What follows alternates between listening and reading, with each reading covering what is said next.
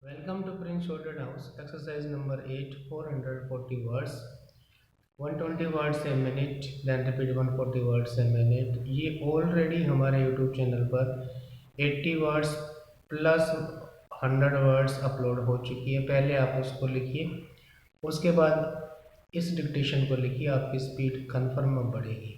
हम स्टार्ट करते हैं 120 words a minute. Be ready, start. Very broadly, API or card holder will enjoy parity with NRIs in respect of all facilities presently available for acquisition and transfer of immovable properties in India, admission of children to educational institutions in India, and under the various housing schemes of central and state government agencies. The details of the scheme have been worked out and will be announced very shortly. There has been a long-standing demand of our NRI brethren to provide for dual nationality for people of Indian origin settled abroad. This idea needs to be considered in depth before a clear-cut policy can be formulated and translated into legislative and administrative action.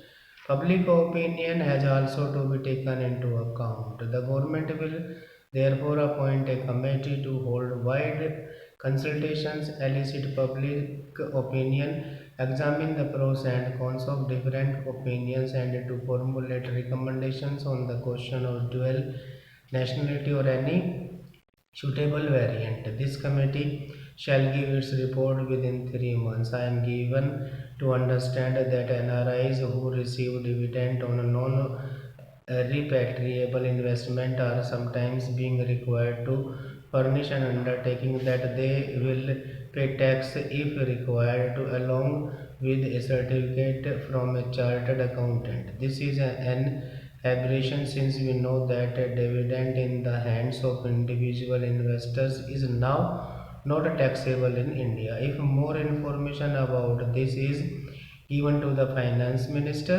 we will redress the situation. For years, there was strong criticism of the Draconian Foreign Exchange Regulation Act. My government therefore introduced a bill in the parliament to replace FERA by a more liberalized and progressive Foreign Exchange Management Act. I understand, however, that there are reservations about some clauses in the proposed FEMA, particularly those relating to the definition of resident.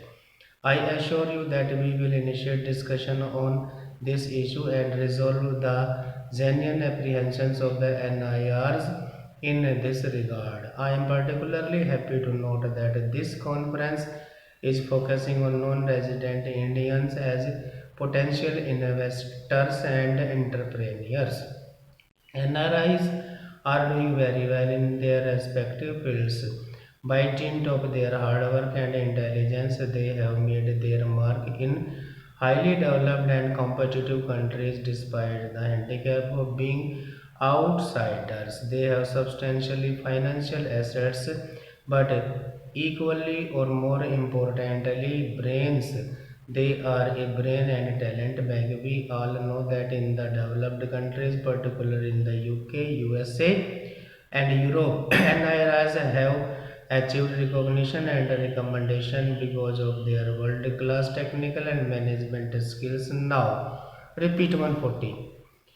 Very broadly, a PIO holder will enjoy parity with NRIs in respect of all facilities presently available for acquisition and transfer of immovable properties in India, admission of children to educational institutions in India, and under the various housing schemes of central and state government agencies. The details of the scheme have been worked out and will be announced very shortly. There has been a long-standing demand of our NRIs Bethan to provide for dual nationality for people of Indian origin settled abroad. This idea needs to be considered in depth before a clear-cut policy can be formulated and translated into legislative and administrative action. Public opinion has also to be taken into account. The government will therefore appoint a committee to hold wide consultations, elicit public opinion, examine the pros and cons of different options, and to formulate recommendations on the question of dual nationality or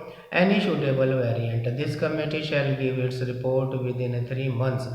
I am given to understand that NRIs who receive dividend on non-repatriable investments are sometimes being required to furnish an undertaking that they will pay tax on required to along with a certificate from a chartered accountant. This is an aberration since we know that dividend in the hands of individual investors is now not taxable in India. If more information about this is given to the finance minister, we will redress the situation. For years, there was strong criticism of the Draconian Foreign Exchange Regulation Act. My government therefore introduced a bill in the parliament to replace FERA by a more liberalized and progressive Foreign Exchange Management Act.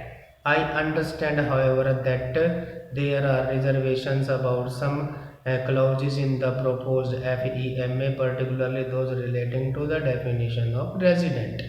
I assure you that we will initiate a discussion on this issue and resolve the genuine reprehensions of the NIRs in this regard. I am particularly happy to note that this conference is focusing on non-resident Indians as potential investors and entrepreneurs. NIRs are doing very well in their respective fields by dint of their hard work and intelligence. They have made their mark in highly developed and competitive countries despite the handicap of being outsiders. They have substantial financial assets, but equally or more importantly, brains.